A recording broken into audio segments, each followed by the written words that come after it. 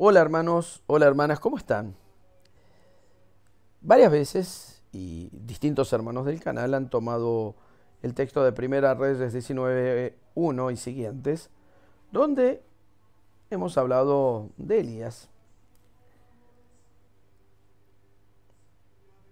en el monte Horeb y todo el camino del monte Horeb.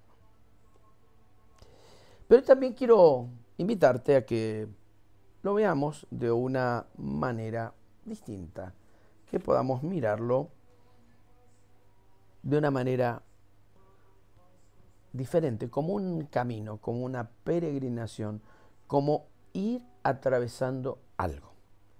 Primero, voy a invitarte, si te interesa el tema, que le des un like y si no estás suscrito, que te suscribas a este canal. Del libro de los Reyes, capítulo 19, versículo 1. Ahab contó a Jezabel lo que había hecho Elías, cómo había pasado a cuchillo a los profetas de Baal. Entonces Jezabel mandó a Elías este mensaje: que los dioses me castiguen si mañana a estas horas no hago contigo lo mismo que tú has hecho con cualquiera de ellos. Elías temió y emprendió la marcha para salvar la vida. Llegó a Berseba de Judá y dejó allí su criado. Él continuó por el desierto una jornada de camino y al final se sentó bajo una retama y se deseó la muerte. Basta, Señor, quítame la vida, que yo no valgo más que mis padres.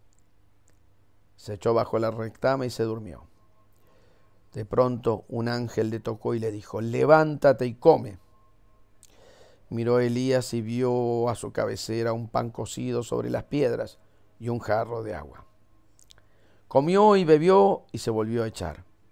Pero el ángel del Señor le volvió a tocar y le dijo: levántate y come, que el camino es superior a tus fuerzas.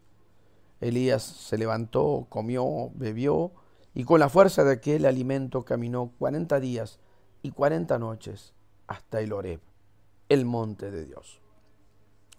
Allí se metió en una cueva donde pasó la noche.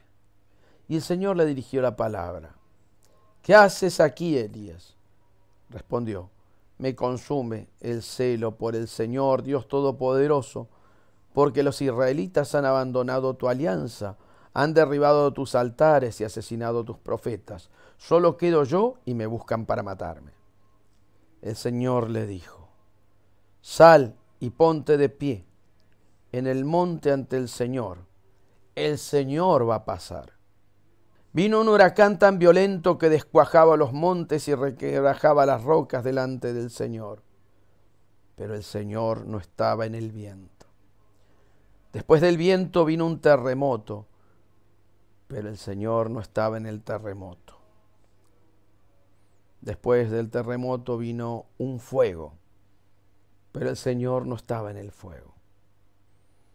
Después del fuego se oyó una brisa muy tenue. Al sentirla, Elías se tapó el rostro con el manto, salió afuera y se puso de pie en la entrada de la cueva. Entonces oyó una voz que le decía: ¿qué haces aquí, Elías? Respondió: me consume el celo por el Señor Dios Todopoderoso, porque los israelitas han abandonado tu alianza, han derribado tus altares y asesinado a tus profetas. Solo quedo yo y me buscan para matarme. El Señor le dijo: vuelve por el mismo camino hacia el desierto de Damasco, y cuando llegues, unge rey de Israel a Hazael, rey de Israel a Jehú, hijo de Misín, y a Eliseo, hijo de Safat, de Abel Mejolá, conságralo como profeta en lugar tuyo. Palabra de Dios. Elías, perseguido a muerte, no solo se escapa. Vamos a mirarlo de otra manera. Si miramos el texto, emprende una peregrinación de vuelta, como remontando el pasado. Y es lo que debemos hacer cuando estamos en una crisis personal, cuando estamos en una crisis espiritual, cuando estamos en una crisis relacional. Debemos volver a la fuente. Debemos volver hacia el pasado, pero no para quedarnos añorando el pasado, sino para encontrarnos con aquellas raíces. Es bueno saber cuáles han sido nuestros alimentos espirituales, los que nos acercaron al Señor. Porque cuando sabemos cuáles son, porque cuando reconocemos cuáles son, cuando viene la crisis, volvemos a esos alimentos. Elías vuelve al Horeb, al monte donde el Señor se ha revelado. Vuelve al pasado donde el Señor comenzó, donde el Señor llamó a Moisés, donde el Señor habló a su pueblo. Con él, algo de Israel vuelve al origen auténtico del pueblo. Cuando volvemos así, volvemos a los orígenes.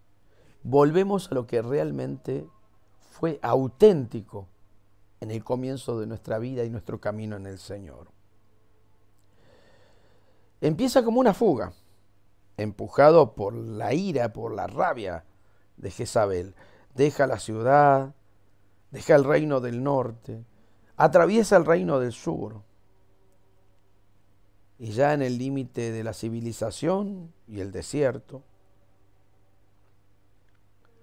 su ida se convierte en peregrinación.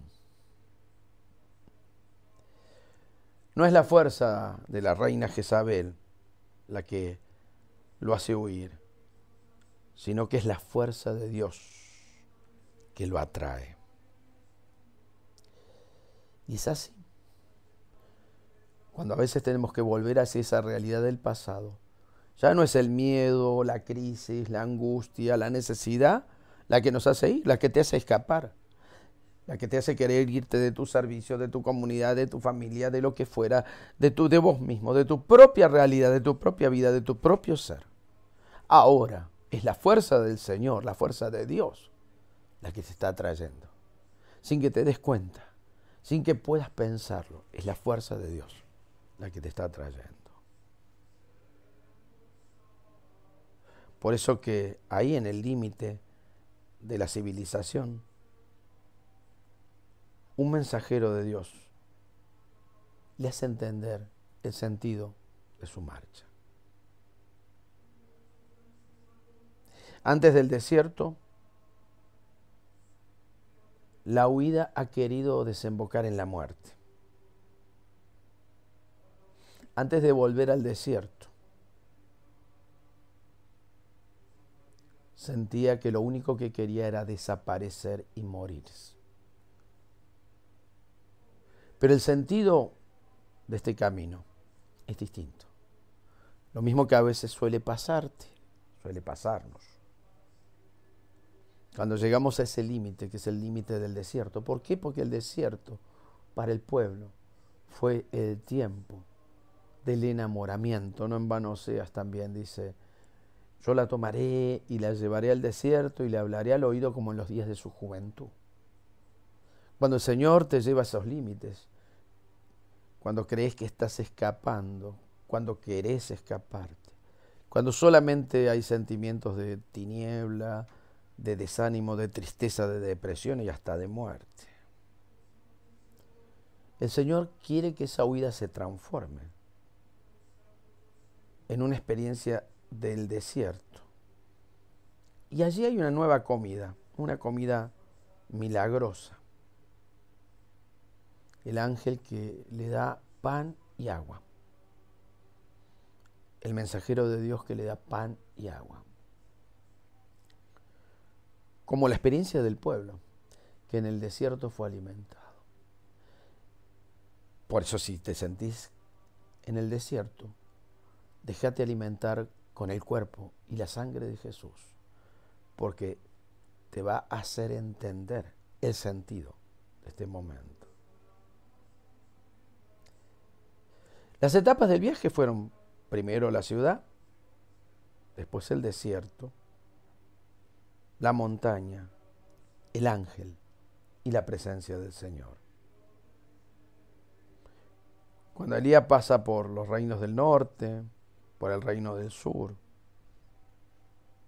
y por el desierto, no es tanto un desplazamiento que podríamos llamar físico, geográfico, sino un símbolo de la existencia, de tu propia existencia, de mi existencia humana, que pasa por subidas y bajadas, altibajos, que están bien reflejados en esos sentimientos, en el ánimo de Elías, a lo largo del camino. Esas experiencias que de Elías que son las tuyas. Miedo, tedio, hastío, hambre, desesperación, sentimientos de culpabilidad. Hasta que Elías, fortalecido por la comida y la bebida, puede caminar ilusionado y decidido hasta el lugar, hasta el monte donde Dios se le va a mostrar.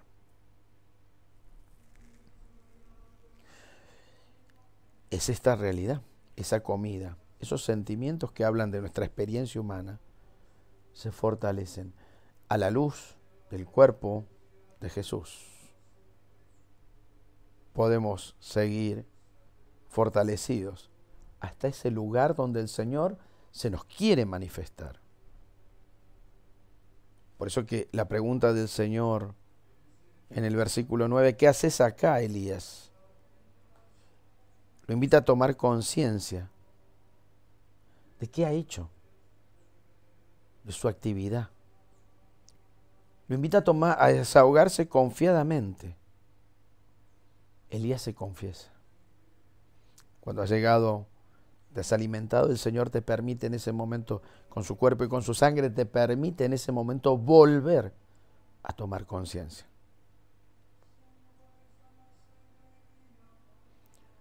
A desahogar, pero a tomar conciencia también de lo que podés hacer de tu vida, de lo que podés servir, de lo que podés construir para bien de toda una familia, de toda una comunidad de hombres y mujeres. Y llega el momento de la revelación.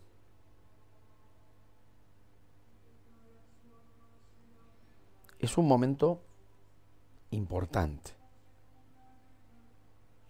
que lo podemos comparar con la experiencia de Moisés. Huracán, terremoto, fuego.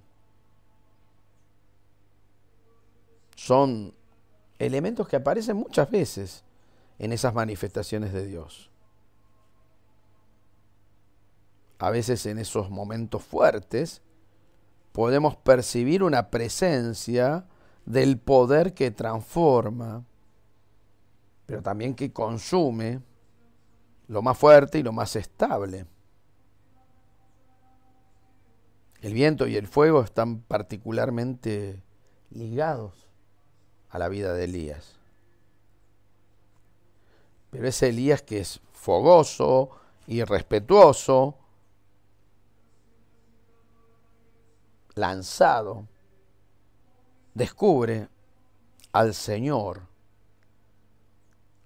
en una brisa tenue, en un susurro que apenas se escucha. Nos podemos identificar rápidamente con Elías. Fogosos, irrespetuosos, lanzados. No está el Señor en la tormenta, en el trueno, en el terremoto, en el huracán. Está en la brisa. Apenas en ese susurro de Dios.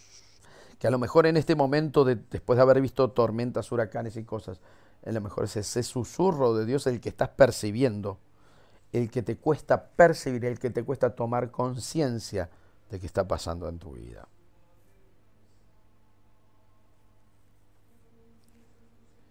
Elías primero ha tenido que alejarse de la ciudad, cruzar el desierto, subir a la soledad de la montaña. ha tenido que descubrir la ausencia de Dios en todos esos elementos fuertes, tumultuosos, ruidosos. Finalmente, cuando se termina todo, toda esa cosa que da vueltas, que fuerte, que parece que puede destruir, la voz callada trae esa presencia del Señor que todo lo llena, que nos sobrecoge, que nos envuelve. Y Elías vuelve a hablar con el Señor. Parece el mismo diálogo que antes.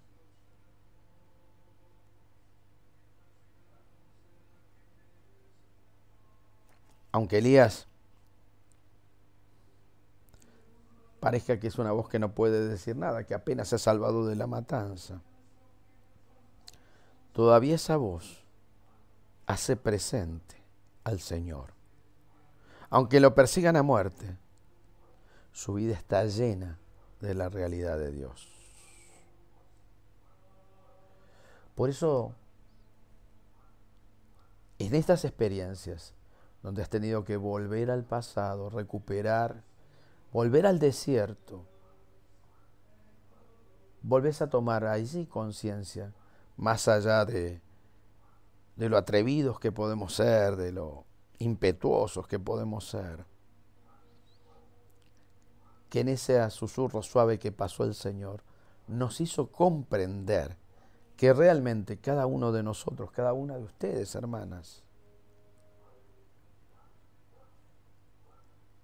nuestra vida, por chiquita que parece una nada, está llena de esa realidad de Dios.